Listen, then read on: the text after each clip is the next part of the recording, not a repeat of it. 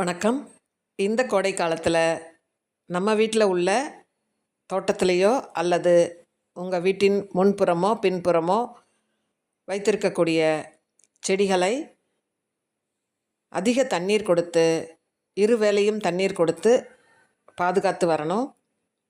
அப்படி வரும்பொழுது இந்த கோடை காலத்தை தாண்டி வந்து நமக்கு ஜூன் ஜூலையில் அதிக பூக்களை கொடுத்துரும்.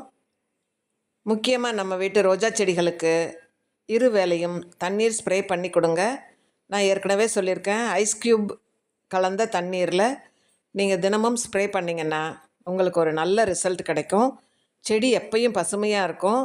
இந்த கோடை வெயிலில் இருக்கிற மாதிரியே இருக்காது அந்த செடிகள். நாம் கொடுக்குற பராமரிப்பில் குளிர்ச்சியாக இருந்துடும். கொஞ்சம் ஷேட் கொடுங்க. பெரிய மரத்தின் அடியிலேயோ அல்லது ஒரு துணிப்பந்தலோ கொடுத்து ஷேடு கொடுத்துருங்க. அப்பப்போ நமக்கு கோடை மழை கொஞ்சம் பெய்யுது. அதுவும் கொஞ்சம் நமக்கு ஒரு ப்ளஸ் பாயிண்ட்டு தான்.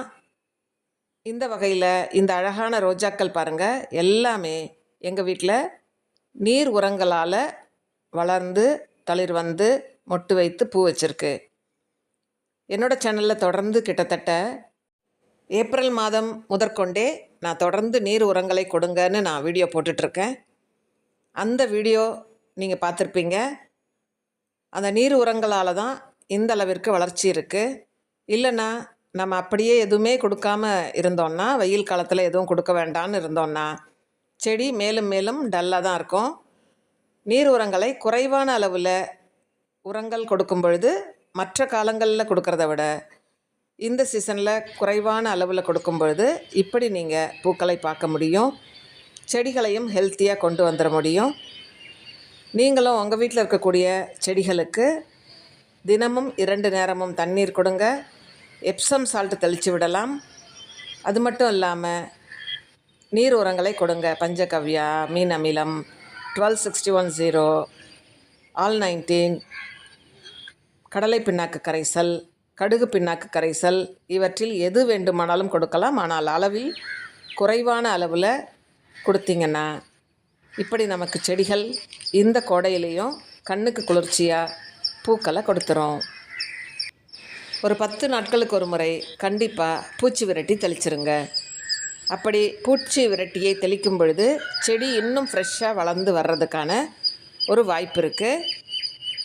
தொடர்ந்து இந்த மே மாதம் ஜூன் 15 தேதி வரைக்குமே நம்ம இந்த முறையை கையாண்டோம்னா நம்ம வீட்டில் அடுத்தடுத்து வரக்கூடிய தளிர்கள் நல்ல ஹெல்த்தியாக வந்துடும்.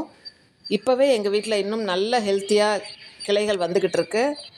நான் அடுத்தடுத்த வீடியோக்களில் அந்த செடிகளை நான் உங்களுக்கு வீடியோவாக போடுறேன். இந்த செடியை நீங்கள் கோகோபீட்டில் என்னோடய சேனலில் பார்த்துருப்பீங்க.